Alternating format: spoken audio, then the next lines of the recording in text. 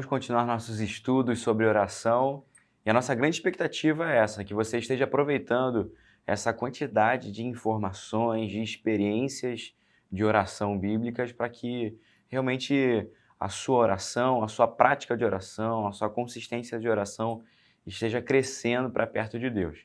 E então a pergunta primeira é: como é que foi sua semana de oração? Como você reservou o tempo, como você reservou o espaço na sua agenda para estar na presença de Deus orando? Lembra aquilo que nós conversamos no primeiro estudo ainda.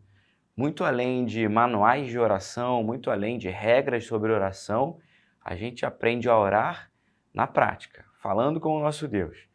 Nós não temos aqui lançado, na verdade, um manual, né? Nós estamos conversando sobre a oração ao longo da Bíblia, em diversos aspectos de oração, em diversos pressupostos e alguns paradigmas que a Bíblia nos aponta sobre a oração, mas o convite, o desafio é sempre que, diariamente, nós tenhamos esse tempo de conversa com o nosso Deus.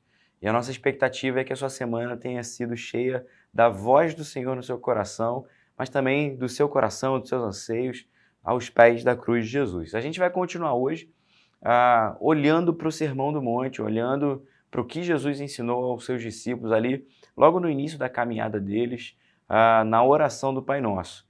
Então nós olhamos aquela primeira parte em que identificamos a Deus como o nosso Pai, né? E por isso temos a nossa visão, a nossa mente totalmente voltada para esse Pai, para a glória desse Pai, para a santificação do nome desse Pai, para a vontade dele acontecendo aqui na Terra, né? Essa suficiência de Deus na nossa vida, ao que faz nós mesmos pedimos o pão de cada dia.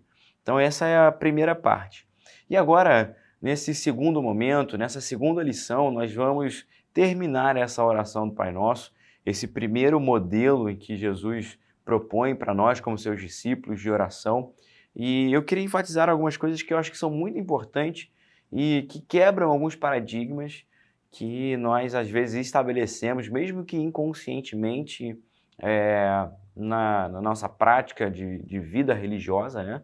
E quando Jesus, lá no verso 12, desse mesmo capítulo 6, que estudamos na semana passada, Jesus diz assim: e perdoa-nos as nossas dívidas, assim como nós também perdoamos aos nossos devedores. E não nos deixes cair em tentação, mas livra-nos do mal, pois teu é o reino, o poder e a glória para sempre. Amém. Jesus muda um pouco o tom da oração. Ele está mais voltado, talvez, para a imanência de Deus, né? Para a transcendência, perdão, de Deus, né? Para os aspectos voltados para o reino dos céus, né? Para essa glória de Deus, para essa manifestação que existe nos céus e que nós, como seus discípulos, somos convidados a praticar aqui na terra. Ele lembra, inclusive, do maná, né? Da provisão de Deus que veio sobre o povo de Israel, né? Esse pão de Deus, esse pão divino que Deus concedeu ao povo de Israel ali no meio do deserto, e por isso ele pede: o pão de cada dia nos dai hoje, a certeza de que existe essa provisão celestial. Mas aí, a partir desse versículo, a partir do verso 12, Jesus parece colocar os pés na terra, né? Parece tratar mais da imanência de Deus, dessa presença de Deus aqui, nesse convívio com a nossa vida, com esse convívio com a nossa realidade. E é por isso que essa primeira frase ela parece destoar de todo o desejo da oração. Enquanto, em primeiro momento, nós, como discípulos, desejamos que a vontade de Deus seja totalmente feita aqui na terra, como também é feita nos céus, existe uma consciência na oração que não pode ser negada, que é essa primeira frase: perdoa as nossas dívidas. Ao contrário do que parece, as orações mais sinceras, elas precisam incluir a consciência do pecado. Nós, por vezes, olhamos, vemos comportamentos cristãos tão religiosos, tão maquiados, tão hipócritas, né? Tão mascarados, que a gente se acostuma a valorizar mais uma imagem de super santo, uma imagem de alguém inquebrável, de alguém que não cai, de alguém que não comete erros. Então a gente tem a presunção de preferir as pessoas que parecem teoricamente mais santas, aquelas que têm palavras adornadas, aquelas que preparam seus discursos, aquelas que se comportam de uma maneira que para nós parece religiosamente mais agradável. Existe uma parábola lá em Lucas capítulo 18, em que Jesus conta sobre um fariseu e sobre um publicano que vão ao altar a orar, mas que oram de forma completamente diferente. Um fariseu que está muito agradado da sua prática de fé, da sua fidelidade a Deus, da sua integralidade, por exemplo, nos dízimos e ofertas, e que se gaba de não ser como aquele publicano. Enquanto o publicano está diante desse mesmo altar, não como o fariseu, mas como alguém que bate no peito e diz: olha, que o Senhor tem misericórdia de mim porque eu sou um pecador. Nós vemos isso diante da história bíblica, principalmente ali na vida de Paulo. Existe um texto que é muito rico para essa nossa realidade, que é o texto de 1 Timóteo. Lá em 1 Timóteo, capítulo 1, Paulo vai dizer o seguinte para esse seu discípulo: dou graças a Cristo Jesus, nosso Senhor, que me fortaleceu e me considerou fiel, designando-me para o ministério. A mim, que no passado era blasfemo, perseguidor e insolente, mas alcancei misericórdia, pois fiz isso na ignorância, na incredulidade. Transbordou, porém, a graça do nosso Senhor com a fé e o amor que há em Cristo Jesus. Olha o que ele diz agora no verso 15. Esta palavra é fiel e digna de toda aceitação, que Cristo Jesus veio ao mundo para salvar os pecadores, dos quais eu sou o principal. Olha, o movimento de Paulo para convencer Timóteo a permanecer no ministério não é dizer que ele era agora inalcançável, não era dizer que agora ele, Paulo, já havia passado por todos os estágios da vida cristã e por isso poderia se orgulhar de dizer: olha, eu cheguei nesse grau de perfeição, então você também pode chegar. O argumento que Paulo vai usar com o Timóteo é que nós somos devedores da graça.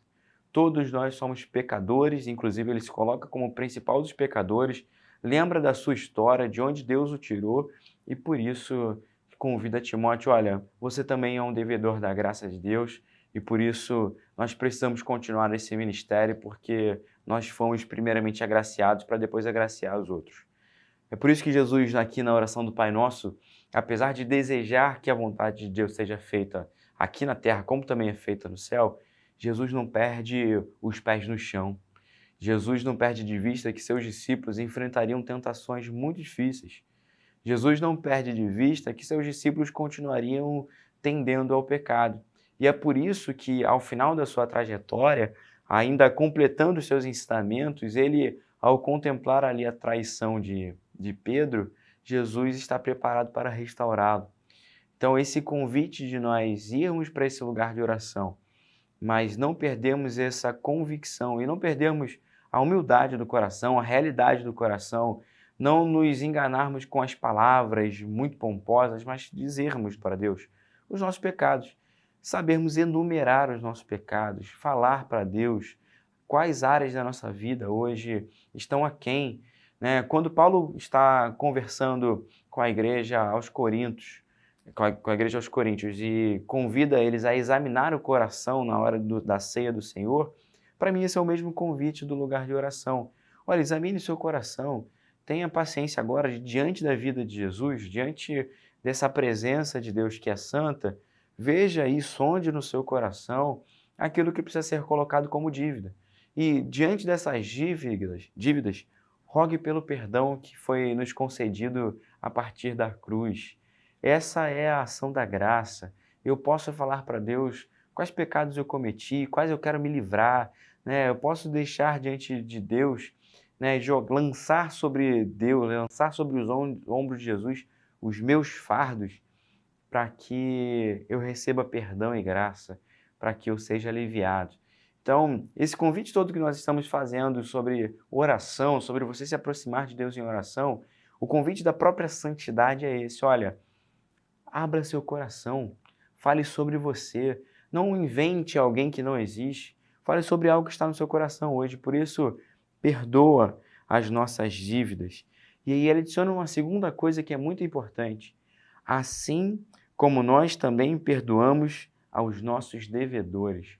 Olha, essa ação prática de entendermos que somos pecadores e confessarmos os nossos pecados, né? 1 João diz: se confessarmos os nossos pecados, ele é fiel e justo para nos perdoar e purificar de toda injustiça. Então, esse ato que nós recebemos de perdão e justificação, ele também pressupõe que nós fazemos isso diante das nossas dívidas. Um pouco depois, né, Jesus vai contar a história daquele servo incompassivo que clama por perdão diante do rei, mas não perdoa um amigo seu, um companheiro seu, que lhe devia muito menos do que era o tamanho da sua dívida diante do rei. Por vezes nós somos assim, nós somos muito capazes de confessar os nossos pecados e, na verdade, às vezes usamos essa confissão de pecados como um álibi para os nossos erros. Eu vou falar sobre isso já já. E nós falamos sobre os nossos erros, mas nós somos incompassivos.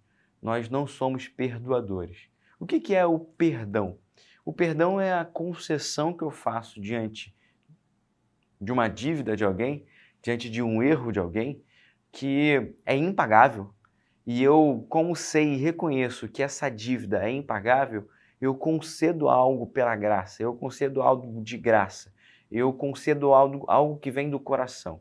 Então, diante das ofensas que eu recebo, diante das dívidas que as pessoas acumulam comigo, eu consigo perceber em determinado momento que essas dívidas atingiram o meu ego, atingiram meus sentimentos, atingiram as minhas relações, atingiram o meu ser de uma forma que, por mais que a pessoa mude de opinião, por mais que a pessoa se retrate, por mais que haja um novo caminho na vida de outra pessoa, essa quantidade de dívidas e ofensas foram recebidas tão fortemente no meu coração que elas se acumularam e causaram um machucado, causaram uma ferida grande na minha alma.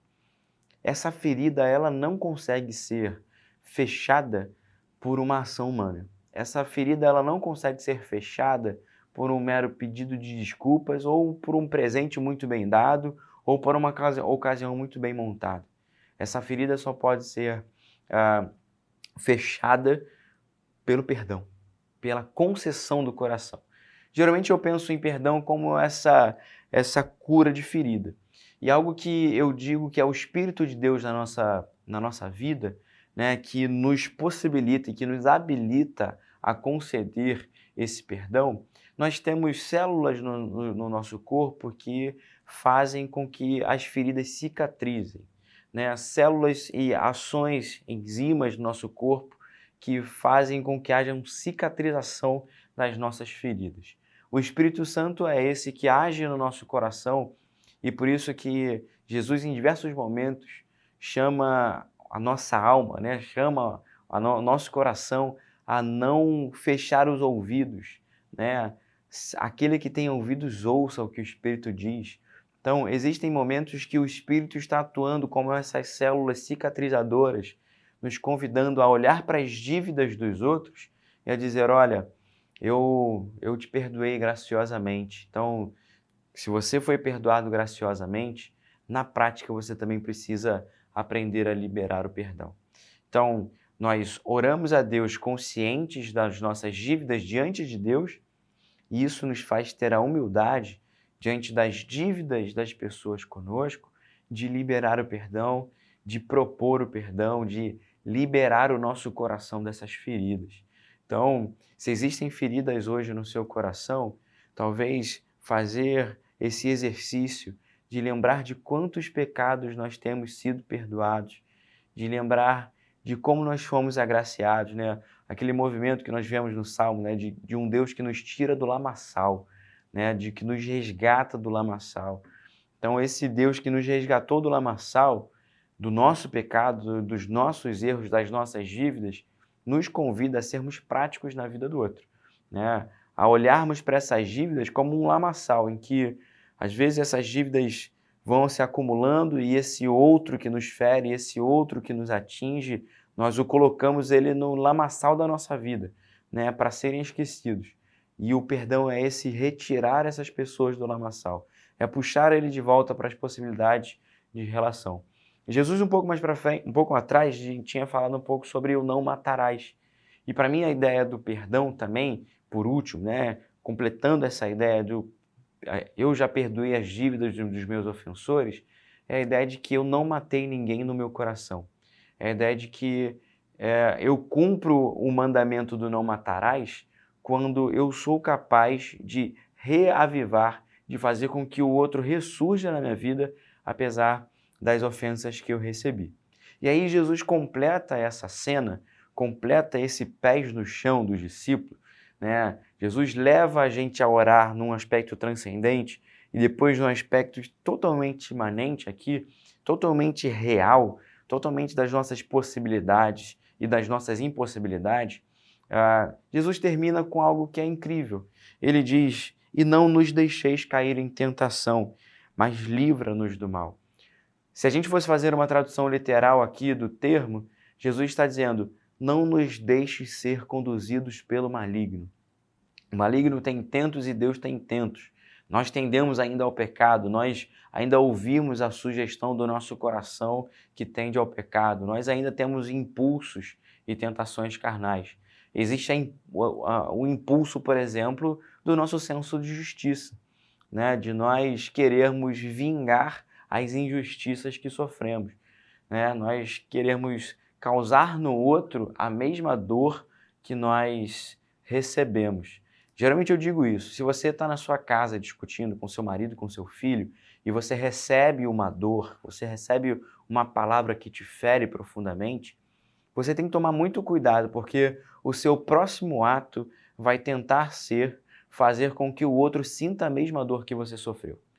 Geralmente, quando nós somos feridos por palavras, a nossa ação, a nossa reação é tentar causar no outro a mesma ferida.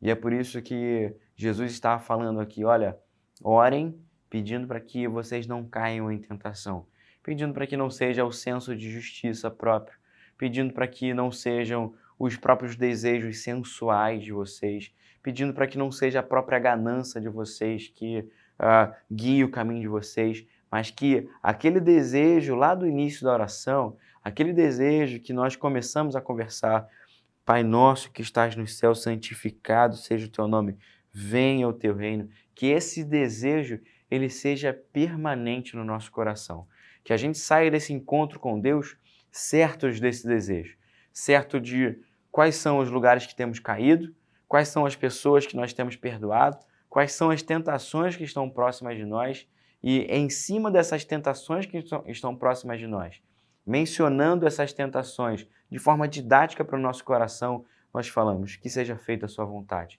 Eu não vou ter nenhum outro Deus, eu não vou adorar a Mamon, eu não vou adorar o dinheiro nem confiar no dinheiro, eu vou confiar ao Senhor.